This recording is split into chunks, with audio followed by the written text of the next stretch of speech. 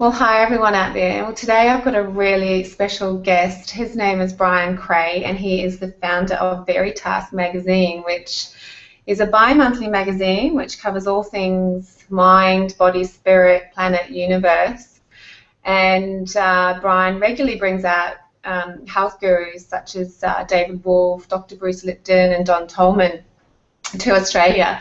And I really wanted to have a chat to Brian today just to find out what brought him to bring Veritas Magazine to life. And I know Brian's also got an amazing personal journey to talk about as well. So welcome, Brian. Hi, Amanda. How are you? I'm good, thank you. Thank you for joining us today. Pleasure. Thanks How for is having it down me. in Melbourne? Oh, you're welcome. Oh, it's actually really cold. It feels like winter again in Melbourne, so it's a little crazy. I don't know what's going on, but I'm down there in a few weeks, so can you please have a chat to God and make sure it's nice and sunny for then? well, well, I think you're coming down at the right time. They're saying that it's going to be high 20s, sort of 30 towards the latter part of the week and going into the weekend. So hopefully this is the end of our cold weather, and we're actually going to get some really nice weather from here on in. Good, pleased to hear it.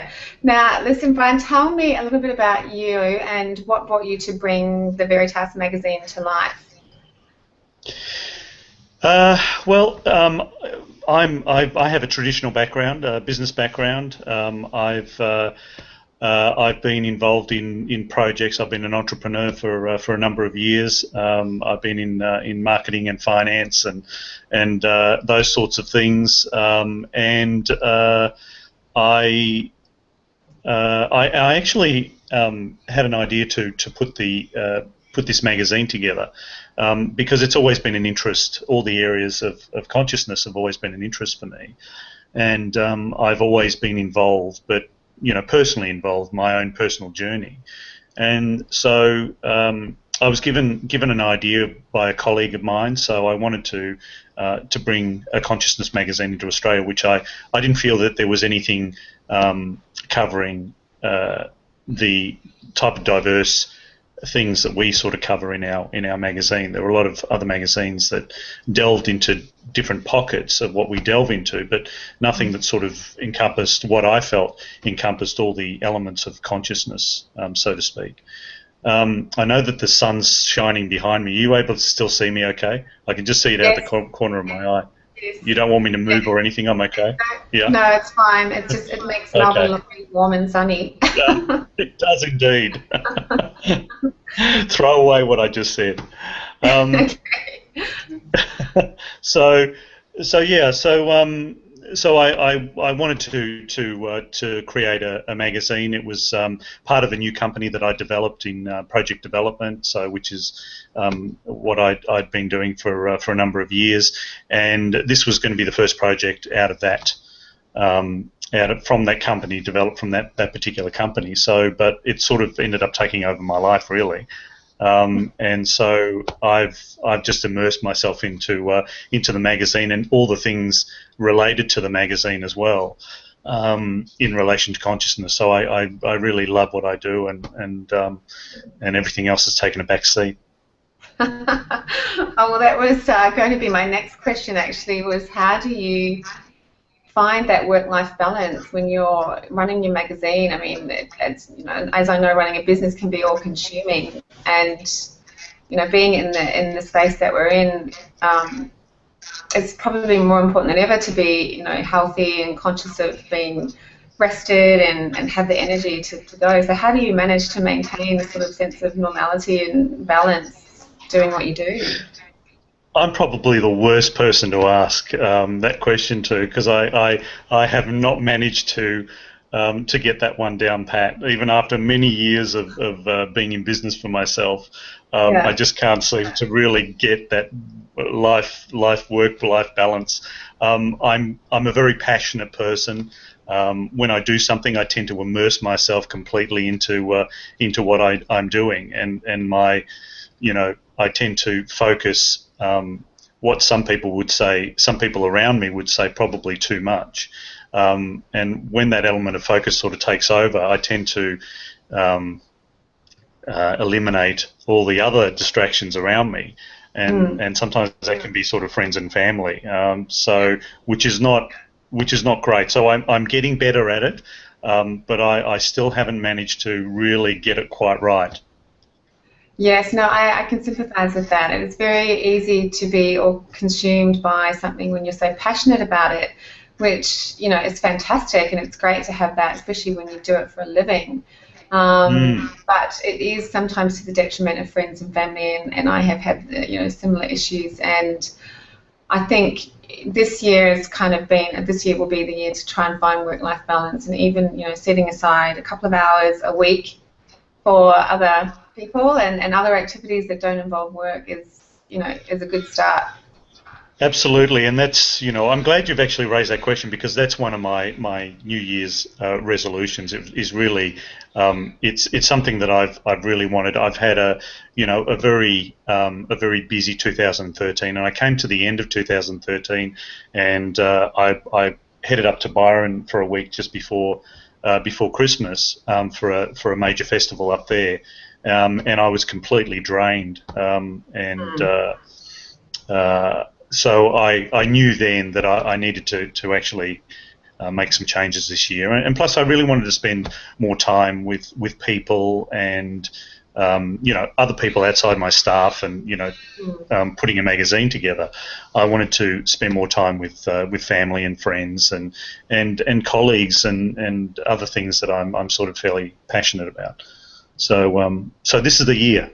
Yeah, I'm feeling that as well, and I think everyone struggles with that, and everyone's just so busy these days that it's really easy to get swept up in it all. And I think, I had a similar experience to you last year, where I kind of was pretty wiped out by the end of the year, and that was a big catalyst for me to make a conscious decision to find balance this year. And I think even just taking a little bit of time out each week, getting a massage or connecting with people outside of your work environment. Absolutely. It is, it's really good for the soul and helps keep you a little bit grounded, I guess. It does. And I hear on the grapevine that you are launching a raw section in your magazine, which I'm super excited to hear. Can you tell us a little bit more about that? Yeah, we have. We've actually just launched the new Veritas. So we've actually done a complete redesign. And it's gone from 80 pages to 100 pages, and it'll continue to grow to what we estimate to be probably about 150 pages by the time we're finished.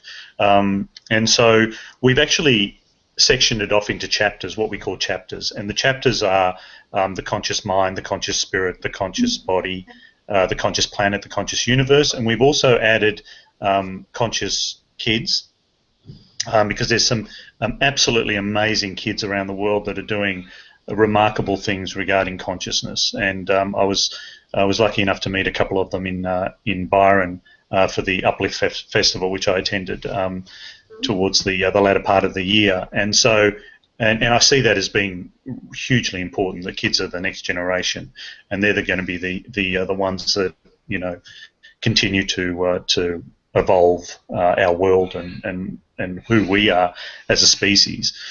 And so and we will also be adding the conscious community, because community is very important to us as well, and also the conscious business. Now, we're not too sure whether we're going to call it the conscious business or what, but it's going to be in relation to business and creating conscious businesses and how we move forward in that area. And lastly was the idea of raw. Raw food has always been, or being raw vegan has always been a big part of Veritas right from its inception. And so we had an idea of creating another magazine. But before we did that, we thought we'd create the magazine within Veritas itself, and see how popular it is. So it's a subsection. We call it a magazine within a magazine. So it's actually a complete section within Veritas, right in the middle of Veritas. It's completely devoted to raw food, to raw food recipes, and we've got a number of exciting people coming on board, and some sports stars that I didn't sort of realise that were raw and vegan, and who I work fairly closely with now. And we just interviewed Peter Siddle, who's the Australian fast bowler, Yes. the cricketer, and we just interviewed him for Raw for the next edition. So, and he's raw vegan as well, so which is pretty exciting. I never knew that. That is exciting. I love hearing these stories, and I love hearing how people like you are at the forefront of making this conscious shift towards living consciously, not just with what you eat, but how you treat the planet and you treat animals and how you run your business. It's really exciting, and every time I talk about this and hear people talk about it and hear more people joining the raw food movement, I get goosebumps. It's just such an awesome journey, and every time I hear these stories, I always think about that book, The Celestine Prophecy, and it really just feels like that's actually really happening. I know it sounds yeah. It's good old James Redfield, who we were bringing to Australia, and yes, the Celestine Prophecies. So yeah, look, it's so super exciting. I mean, there seems to be a shift. There seems to be a really rapid shift with people embracing raw food, and also becoming more conscious and wanting to be more conscious in their lives. Whether it be how they think or how they treat the planet, or what they put into their bodies. There just seems to be I've been watching this whole shift for 15, 20 years, and and particularly over the last 5 years, there just seems to be this groundswell of people embracing all this sort of stuff. So you can sit in a restaurant now and talk about this sort of thing, and the guy next to you won't look at you weird, because he might lean over and go, yeah, I read something about that, news.com.au. It's so true, isn't it? And people. Everyone knows what a green smoothie is these days, and it's quite cool for guys to be drinking a green smoothie now. Whereas, if that was even a year or two ago, it would be like, oh, what are you doing drinking those grass clippings? So. Yeah.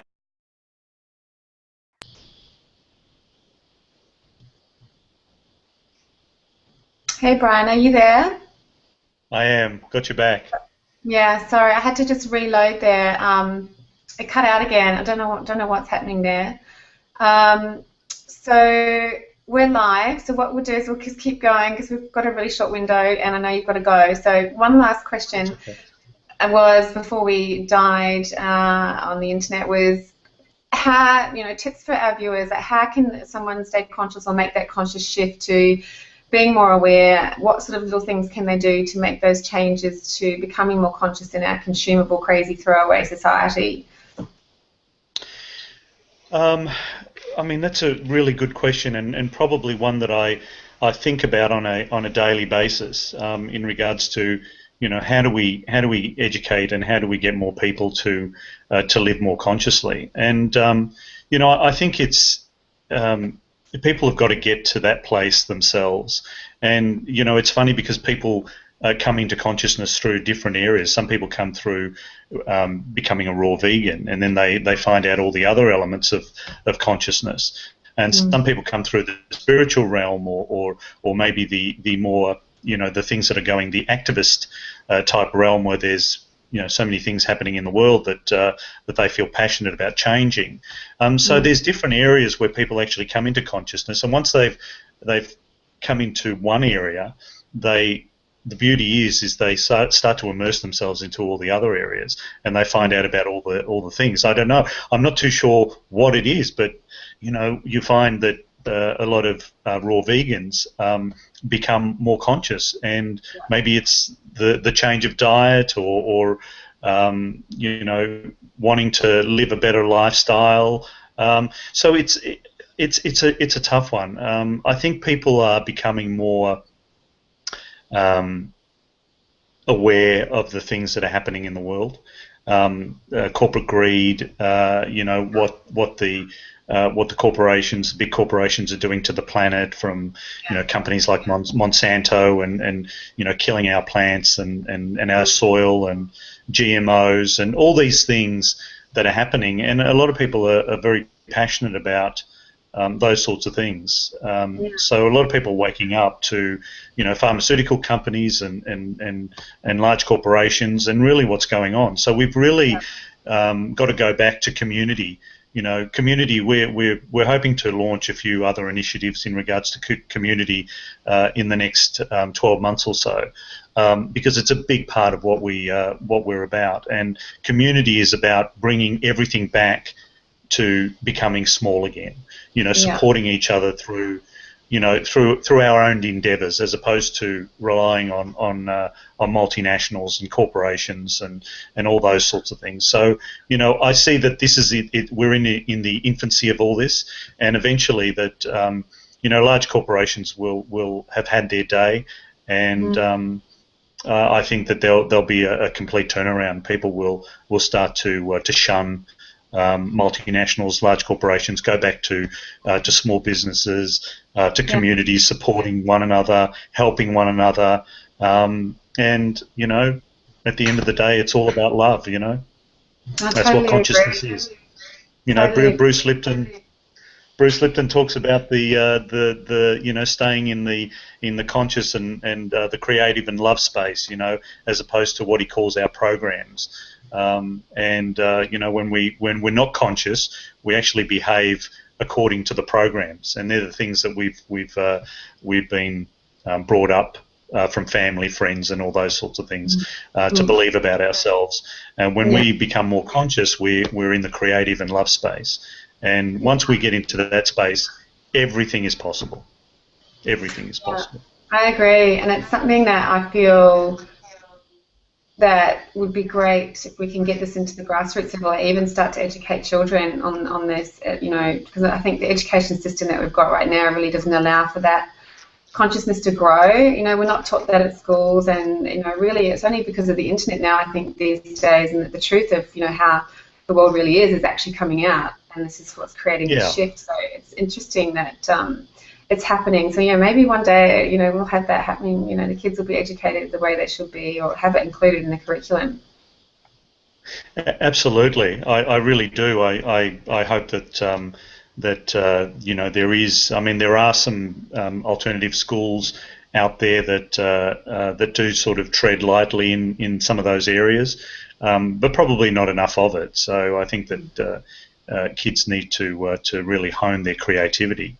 As opposed to sort of focusing all their efforts on the intellectual side of the brain, but also the creative side of the brain, because that's where consciousness really is. That's where we become sort of consciously aware. So So I live in hope. Well, I think, Brian, for a better world. With the magazines and the new editions that you're bringing out, it's really exciting, and I can't wait to see the magazine grow. And for all the viewers out there who want to check out the magazine, because it is online now, is that correct, Brian? You can do download on iPad and iPhone. The digital version will be available in probably a couple of weeks. We're a little bit behind on that one. But the print version is available across Australia in all news agencies. So if you can't find it, just ask your news agents and they'll get it in. Sometimes we find that we're not in every news agency yet. We hope to cover all of them, but we're in a lot of them. So you can get the print copy, and the digital and e-mag will be available in a couple of weeks. So yeah. Exciting stuff, and I'll post the link to your website on the blog with this video.